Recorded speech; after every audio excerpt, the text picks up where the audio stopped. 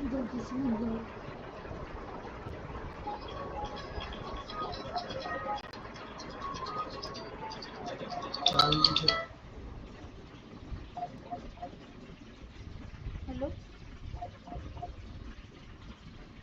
Hello?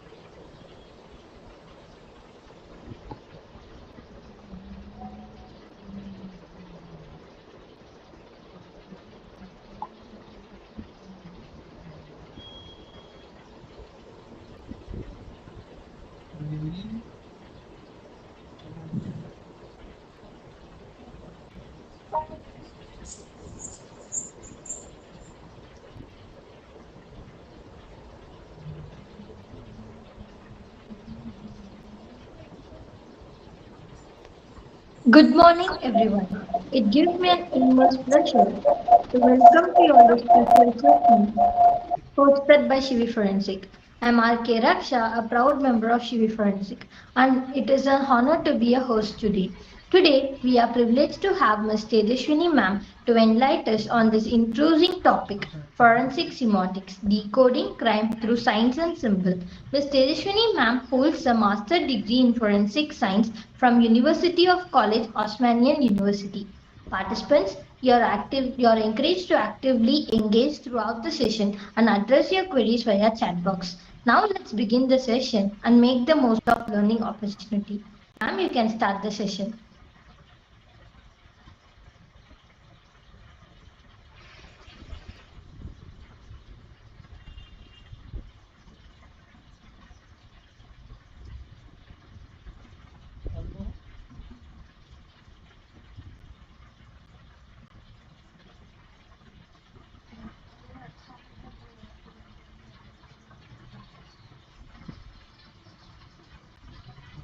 Ma'am, you can start.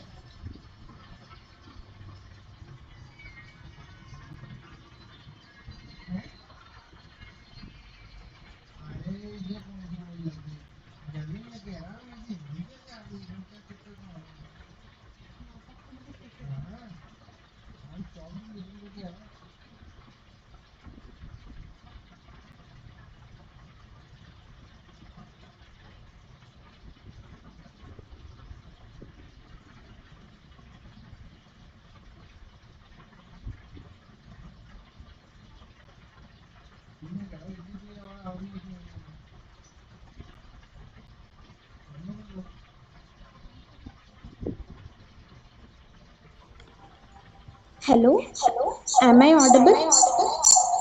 Yes, ma'am. Okay, thank you. Just a minute.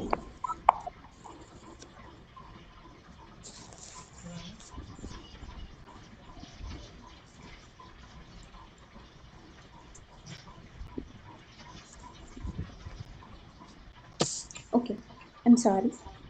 Good morning, everyone, and thank you so much for being here today. Let me begin with a question. What if a crime scene wasn't just a place filled with evidence, but a message waiting to be read. Imagine walking into a room where something terrible has happened. The window shattered, a single candle burns, a piece of chess piece is lying beside the victim. Most people would immediately search for fingerprints or DNA, which have more valuable. But what if we asked instead, what is this scene trying to say? My name is K Tejaswini, and today we are diving into a truly fascinating field, forensic semiotics, where science meets symbolism and investigation becomes interpretation. So, let's begin. So, now we understood the idea of a crime scene as a message. Let's step back and unpack what exactly the semiotics is. Semiotics basically how the meaning is communicated through the sign or symbols. Semiotics is coined from a Greek word semion, which means sign. And these semiotics were uh, formalized by two scientists, Saucer and Peirce. Saucer is a person who divided sign into two types, a signifier and a signified. Signifier is nothing but the physical form of the sign. Signifier is something, the concept behind that meaning. Let's just get to know more about by seeing this example. The first image are icons. Are you able to see the images? Okay. First, the human being. The second is the left arrow. Third, a white pigeon. Fourth is a gun. They resemble something which we can sense, like white pigeon for peace, the gun is a weapon. Here, the icons are resembling what they mean. But whereas coming to the second, symbols, a question mark, a dollar sign, a star, a plus, which are something that need to be interpreted. Like we are learned that question by seeing question mark that someone is inquiring us about it. It doesn't resemble what they mean, but they communicate us through that symbol. I hope you're getting my point. And next, coming to index, here Here they will give a form to that sign. For example, the temperature, which shows the heat in the body. The traffic signal, by seeing them, will stop. When the red signal comes, we stop. We tend to stop. So we will do the action by seeing it. This is what the basic groundwork to know about semiotics. Let's add the semiotics to the forensic.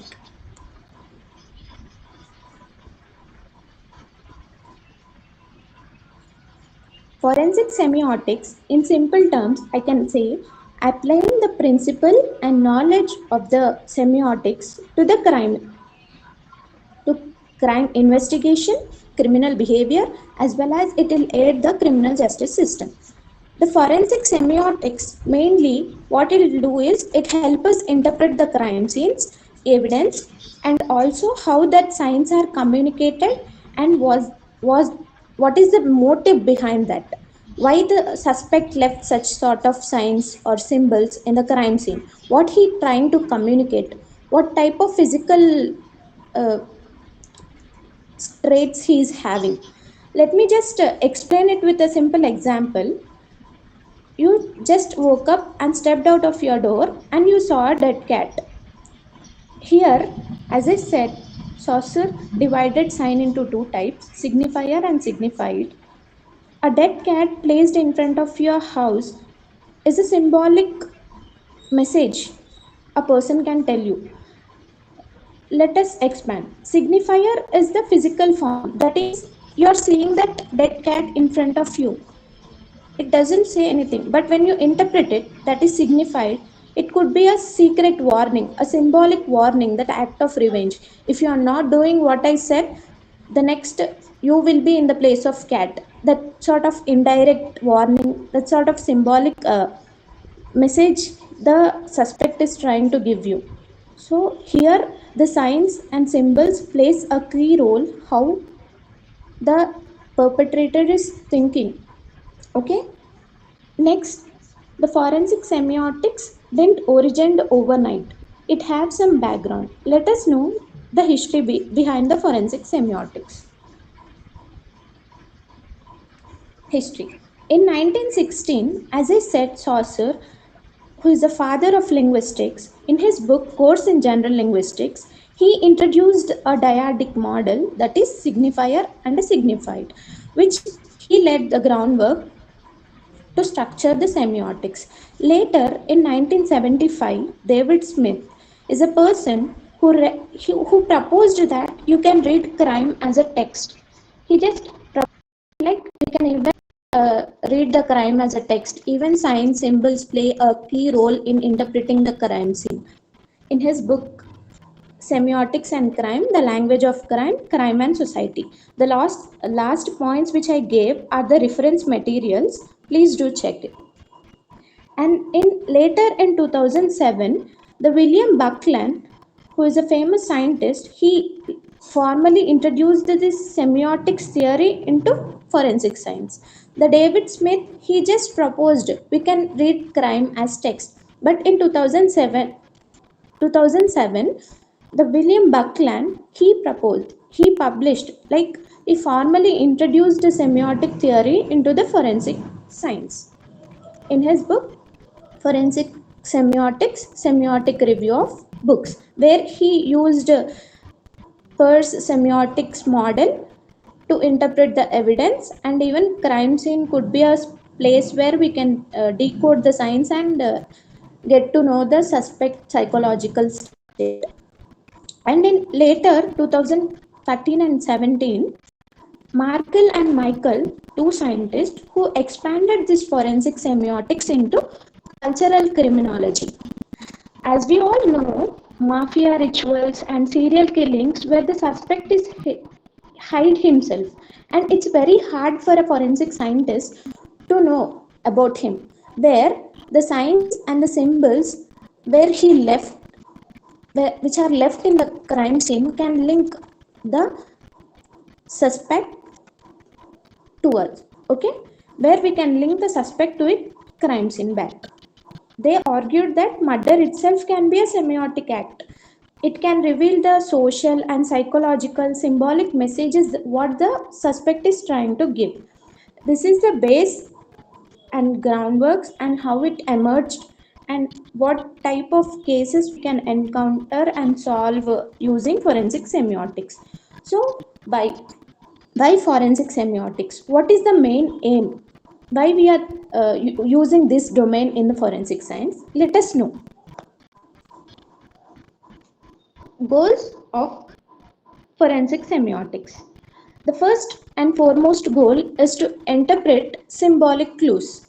That is, whenever you step into a crime scene, you should know, is there any kind of deliberate signs which can we say? Is there any unusual thing which can lead us to suspect? Or is there any form of threatening letter? Or here I gave a simple example: a murderer arranging the victim's body in the prayer position.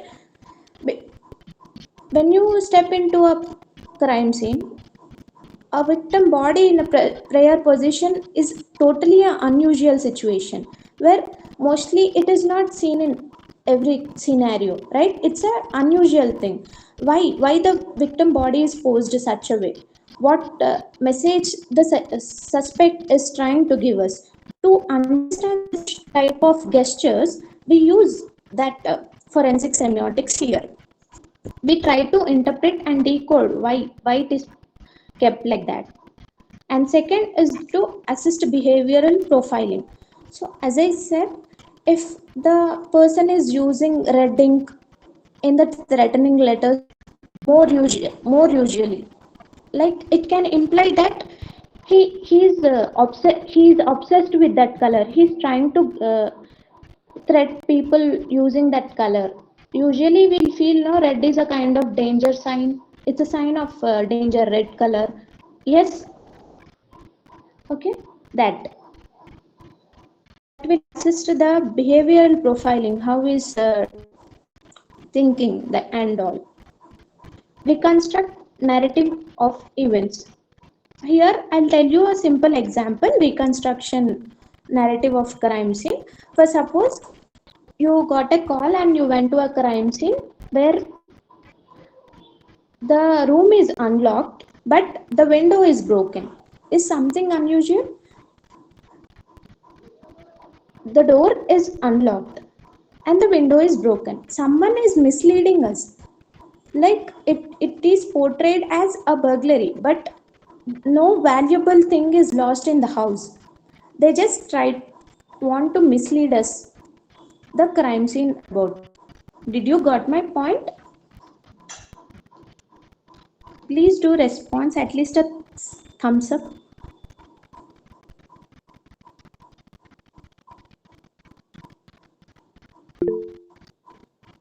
Okay, thank you. Then the most important, support legal and investigative communication. Here, by interpreting and assessing the behavioral profiling and reconstructing the crime scene, we can support the legal system. I here want to tell a important point that forensic semiotics is an investigative tool and not a replacement to crime scene management standard protocols. It's just an investigative tool which will support the investigation procedure. So it is not a replacement. You should, it's same like psychology. It's interpreting the signs and symbols. Okay, now we got to know what are the goals of semiotics. Like a quick recap: interpretation, behavioral profiling, reconstruction purpose, and support legal and investigation communication. Now, to build any domain, you should learn more about the core components or the ingredients which are involved in it.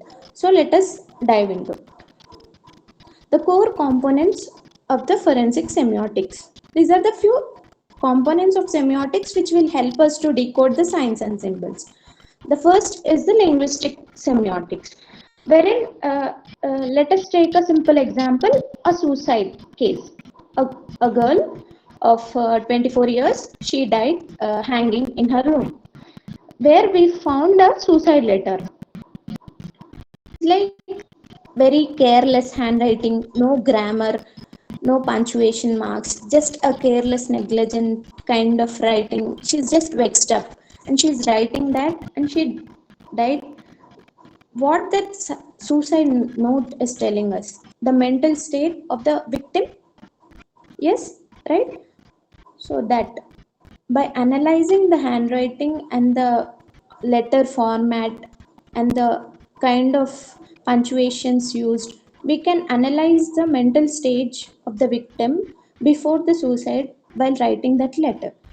Even not only in writing, we can even consider the past history, like recent social media posts. Did she posted any depression status and all, or did she spoke good with her family members, or she isolated herself before doing this act? This sort of things. Speech patterns, what, how was the speech patterns and how was the mental stage before that. And even I stated here example, a ransom note written in a all lower case may indicate emotional detachment.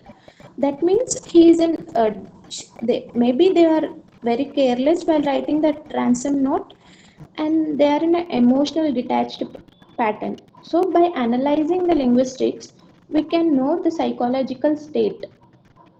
That is even a sign we can use in mostly suicide cases, we can use, and even threatening letters and all, and even anonymous letters, the linguistic semiotics can be used.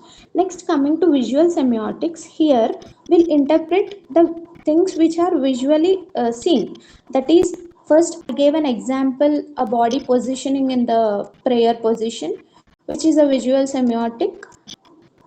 And even the symbols, the color. What if a crime scene where you found a white feather beside the victim? It is something unusual. A white feather, why would it be present in that area? Is that something like unusual thing? That sort of symbol signs will help us to decode what has happened. It will try to connect this scene with something previous, like any other crime scene did we got like this, or is this a theory? We'll build a theory by seeing it. We'll try to build, if any other crime happened same like that, we'll try to connect. Is the suspect same or different? Is the modus of operandi same, or why is he leaving that kind of signature marks? We'll get to know the psychological message what he trying to say through visual semiotics by analyzing the signs and symbols. And coming to symbolic behavior,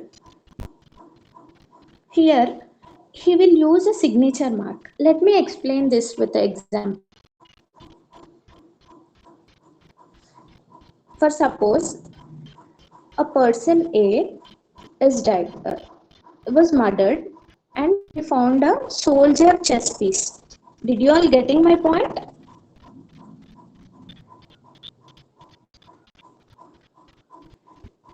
Okay. First person is murdered and a soldier chess piece is kept beside him. And then after few days, a person B is died and I kept queen, a female queen chess piece is placed beside him. And then what would be the next person? By analyzing these symbolic clues,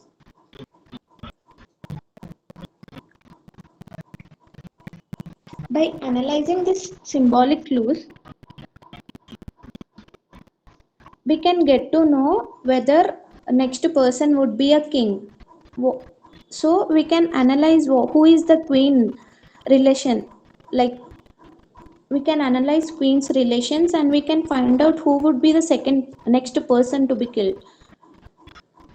I hope you're getting. Let me just explain it again.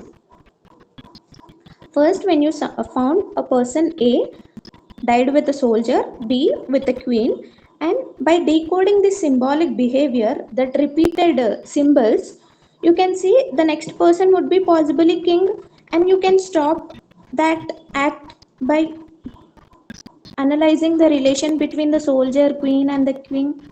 Possibly, yes, right? That's where symbolic behavioral analysis comes into picture. Next topic,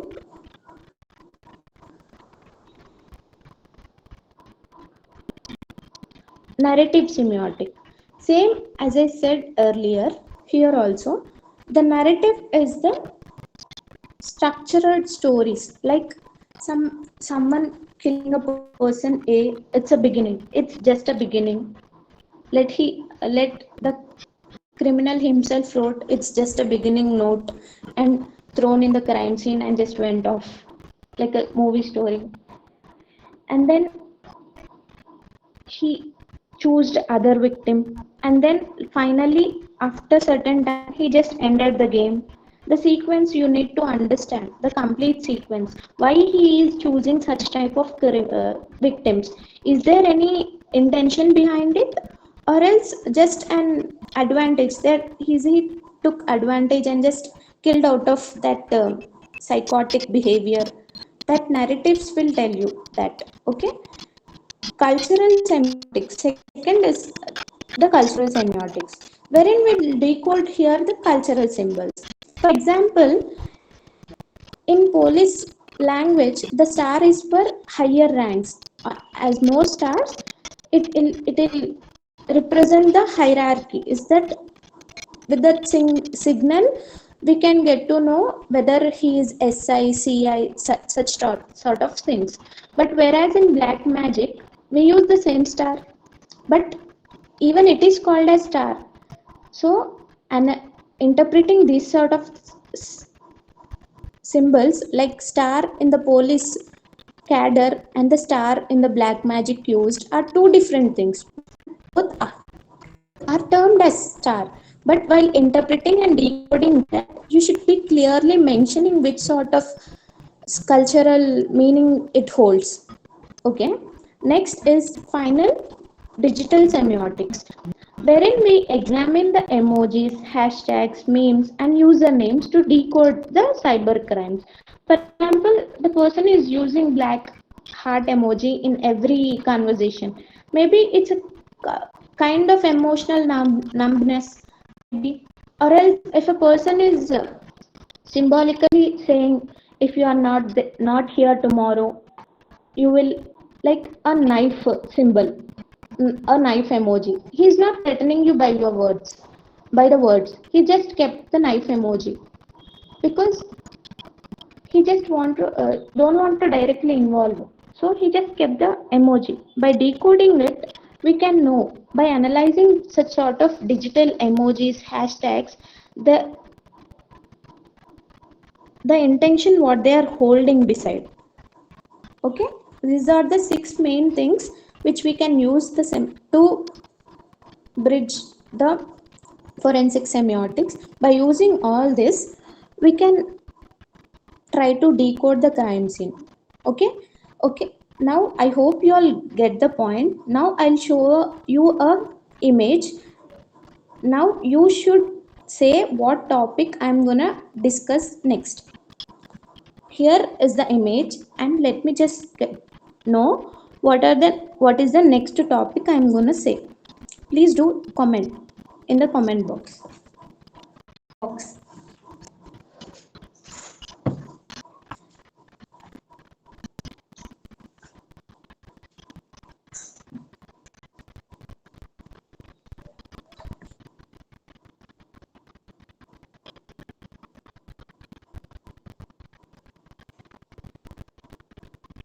Hello everyone. Hello. Okay, now it's an activity for you guys. Analyze the image and say what it means. Am I audible? Yes. This first image is killing of a person, arresting it, then analyzing the evidence. Okay, yes, Excuse good. me, ma'am, your voice was echoing. My voice is. It was a little bit breaking. Oh, now it's okay. Is it okay? Yes, ma'am. Okay, thank you. Thank you. Whoever said the answer, it's right. It's the investigative methodology. Now I'm gonna discuss investigative methodology. Now we got to know what is the aim of the forensic semiotics and the core components. Now we'll begin the investigative process. First, as soon as you reach the crime scene, what is the basic protocol? You need to secure the crime scene, right? Then the scene observation, the visual observation will be followed. Now you should be start with the walkthrough. You should walk slowly and attentively, and you should observe what are the unusual signs and symbols, what is the positioning of the body, and how the things are arranged in the crime scene. Okay, and then ask, is there anything unusual, is there anything deliberate, and what kind of objects you are finding there, what that meaning hold, what that object holds, why it is placed in that crime scene. Then by after observation and sign recognition, you, you should collect and categorize signs. First of all, you should document all the signs, that is note making and photography and videography has to be done simultaneously.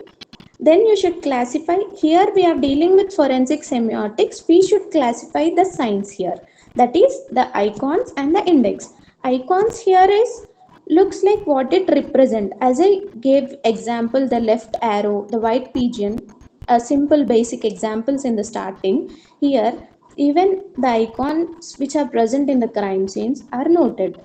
And then indexual signs, such as you went to a robbery crime scene, wherein you found a broken window, which could be possibly a entry point or else a exit point. Okay, that points to be noted under indexual signs. Okay, next, after collecting, you should uh, interpret them. Like you should interpret them into cultural or subcultural meanings. Like what that sign mean. For example, when you found a tattoo or a symbol, a religious symbol of God Shiva, maybe the victim or maybe the suspect might be a Hindu. We can even know about the religion about the victim or the suspect. And even the offender psychology, we can see the placement of objects and the clumsiness of the crime scene can get to know about the suspect's and psychological or the emotional state, like anger, fantasy, easily obsessed with that sort of things to do. And even here we should interpret the crime scene type also, whether it is organized or disorganized. I hope you know the difference, but let me just give a gist of it. Organized is something which is controlled and planned by a very intelligent, repeated offender mostly, where symbolics act may be intentional because they intentionally left such signature marks or signals to show their dominance there. But whereas coming to disorganized, they are mostly chaotic. The signs maybe out of emotional breakdown, they'll like unconsciously they will do that such type of acts. We should focus on that to know more about what have happened over there. So this is the contextual interpretation wherein we'll analyze the cultural meanings and the psychology of the offender, whether the crime scene type is organized or disorganized. And then after finding all, we should now distinguish between the modus operandi and the signature. Yes, right? There is a difference between modus operandi and the signature. Marks left. So, in forensic terms, what is modus operandi? The how of the crime. What type of weapon is used? What type of methods are used to escape or to plan in that area? How the method is executed. It is mostly a practical one, but the signature is the why, or the it is a personal touch. Like I said you in the starting, the body positioning and the prayer position, which is a personal touch the perpetrator want to show. Or else the chess piece example which I gave, soldier and queen, it is a personal touch which he is wantedly doing it. In semiotics, the modus operandi could be a indexual sign, that is functional sign. But whereas coming to signature, it could be a symbolic sign. As I gave you examples earlier, the psychological expression for the dominance purpose or to just threat the people. Okay. Now, after contextual interpretation and distinguishing between modus operandi and signature, look what's next. We should build a interpretive hypothesis. You should analyze the interpretations and the findings what you got. You should think like what message might be the offender is sending by placing the chess piece beside the victim. Are they expressing their dominance, power, or just fear? Is there any fantasy, or the victim is somehow related to him? Is it a kind of revenge act he performed? And it is linked to a personal trauma or a ideology. The personal trauma, which I can give you a simple example. Did you all watched a web series called Asur? In Asur, due to his childhood trauma, he'll try to become that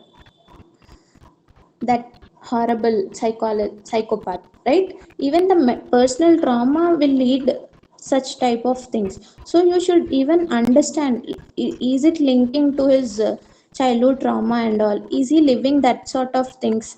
Whether he kept a teddy bear there, who will keep a crime in teddy bear in crime scene? Maybe he got something trauma with that in the childhood, so he want to kill that person and symbolically show that that's what I did for you. You are now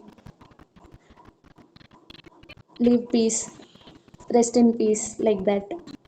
Okay, I hope you are getting my point. And then next, after building such sort of hypothesis, and here I mentioned earlier, it is an investigative tool and not a replacement of protocols, general protocol. So you should even corroborate such sort of signs, symbols with the other evidence as well. Now we should compare this signs and symbols with the major evidence, physical evidences such as DNA, fingerprints, and even the CCTV footages. And we analyze the psychological behavioral in the narrative semiotics. So here, even we should compare that psychological profile with the known offender criminal profiles and behavioral profiles. Victimology. Here, why victimology we are using means why the victim has chosen. Is he wantedly choose intentionally that victim or just took an advantage? Here, mostly this kind of things are important because that we can easily link victim with the suspect and the investigation would be more easier by learning why the victim was chosen, why only him or her. Okay, after finding and after interpretation, after corroborating with other evidences, lastly the report writing. Here you should clearly mention no confusion, no guessworking should be done. You should be transparent and you should write what it means, and you should even clearly note is that same in different cultures or why it is different, and you should exactly mention the point why the what could be the sign or the symbol can lead or how it can show the presence of suspect there. You should clearly mention that what that sign mean and why what it will reveal about his psychology and all. Okay, this is what about the investigative methodology. As you all know, every coin has two sides. Even we have limitations in the forensic science semiotics. Now, before discussing about the limitations, again a short activity for you guys. Now, please have a look of this picture and explain what you are what you understood.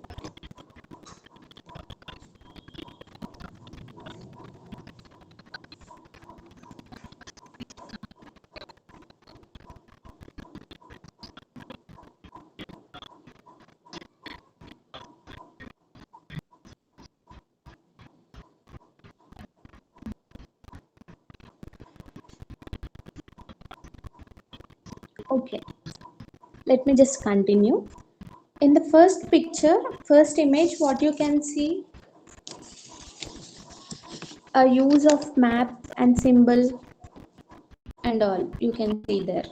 Here you can see a round with the cross symbol, and in the last you will be getting a coded sign, coded language, where he here it clearly shows he want that mystery and complexity, and he want that dominance to be decoded by the people here.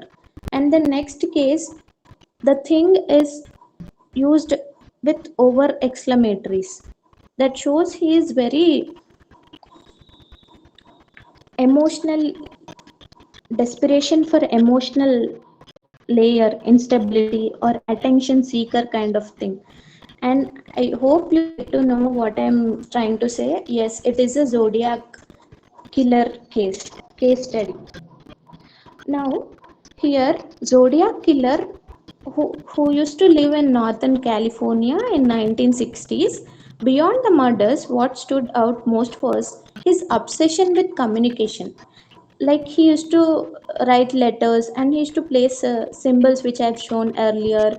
And through forensic semiotics, we can decode what he wrote. Behind that, we can decode what he trying to see. The symbolism, as you saw, now we'll try to interpret using that letter the symbolism in language. This letter, the zodiac didn't just confess, he performed phrases like I get awfully lonely and do my thing with too many exclamatory marks, revealing an emotional layer, desperation for attention, emotional instability, and narcissistic traits. The multiple exclamation marks handwriting emphasizes that he is in urgency or in a bit maniac condition, right? And one of the most constant sign was the circle with cross symbol visual. It resembles a target suggestion, right? It mainly shows us the control, ownership, or the hunting. And here it became the personal brand to him, his way of conveying things. The weren't just puzzles, they were message layered in power play. By hiding threats in secret code, the killer is forcing the public and the media to work for meaning. That this shows that he want to be superior, a strong need for dominance and a godlike role in the narrative. He want to show his dominance actually in the in his letters, and even he demanded the media to post the set letters in the first page. This shows how he want to create the fear through his letters and action. Actually, this is a infamous case which I want to use as an example to decode the forensic semiotics, wherein the linguistic is how the linguistics plays a role, how symbols are analyzed, how the psychology of the perpetrator is. Here is what I want to say about the case study. And lastly, the impact on investigation.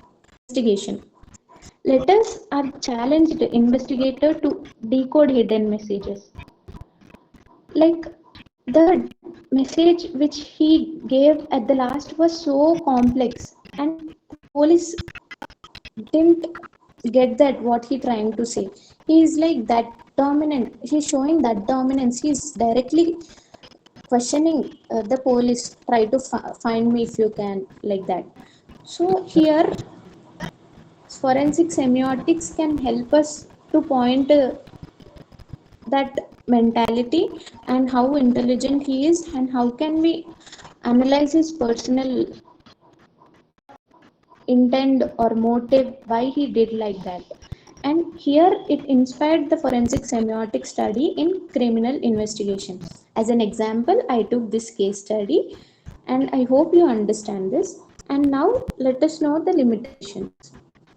Here limitations are like subjectivity in interpretation. Like for example, I can say, if you different people will interpret the different size signs. For example, a teacher is teaching a class, and she asked two students to explain what they understood, but here that two students will not say exactly the same. There is a variation. In the same way, in the forensic contest, even the investigator will interpret the signs in different way. A red rose, here I gave an example, red rose might be a love for someone, but apology for a someone, and even a threatening depending on the contest for someone. So you should be interpreting in such a way, it should be like universal. Cultural variability. As I said, the symbols mean different in different cultures. For example, a hand gesture must be positive in some cultures, and in some cultures it would be a negative one also. And the third is lack of standard methodology. As I said, it is an investigative tool, so there are no proper guidelines or proper protocols to apply this in the crime scene. So there is a lack of standard methodology and limited legal recognition.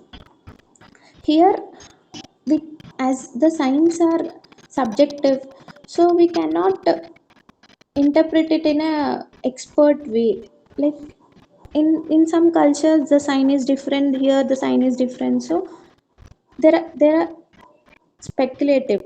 So it is hard to admit such findings in the court. So these are some limitations. Next, ethical considerations. Ethical considerations is the important thing to be noted. Here, you should avoid cultural bias. Like you should not project the cultural biases into the crime scene. You should be very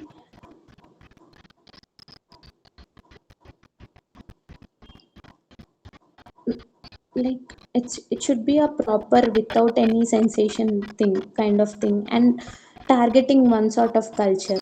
And secondly, respecting the victim dignity. So, in sensation cases or in a sensitive cases, you should hide the victim details and all. And transparency. You should not do any guessworks here. Like this sign is for that. You should not assume it. You should clearly mention it scientifically. And maintaining scientific integrity. As I said, it is an investigative tool. It should be supporting. It should play supporting role. It should not replace the physical evidence. It should support that physical evidence. Like the person presence should be supported with this semiotic science, not just not replacement for with this physical evidence. Okay. And next, finally, the conclusion. Forensic semiotics will bind the science and the interpretation. It will give the psychological state and the same symbolism and evidentially material to the investigator. And it from analyzing all this, we got to know that every case is not just a clue but also a message. Okay, it will help, and by investigating all these things, we can help and aid the criminal justice system. And here I'm ending my presentation, and thank you, CV Forensic, for this opportunity.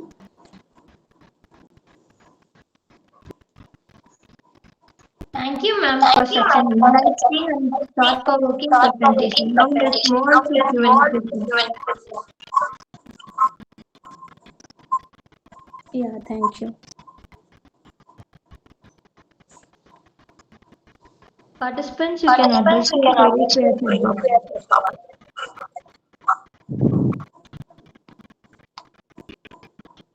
Can you mute it? Is here.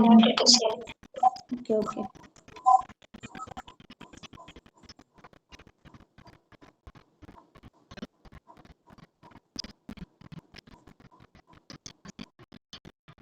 Participants, if you have any queries, you can address in the chat box.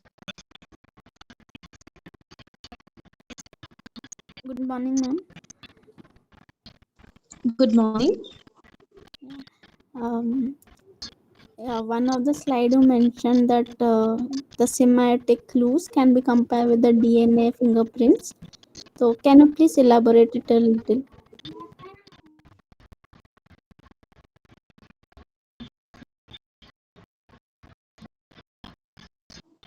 Hello, Miss Priya, right? Yes, ma'am. Okay. Same like fiber evidences we are getting in the crime scene, right? Same like that. How will compare that sort of things? Even the by using these physiological traits, we'll try to analyze who could be the suspect. You'll have an idea, right? Like this could be a person.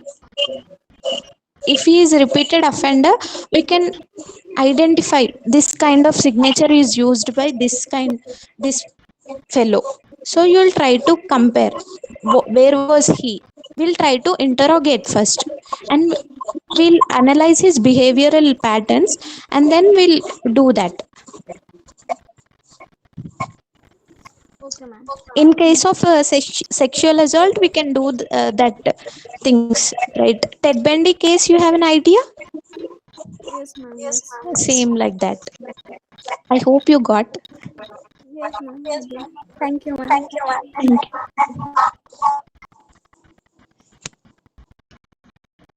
Participants, anyone have any queries, you can address or unmute them.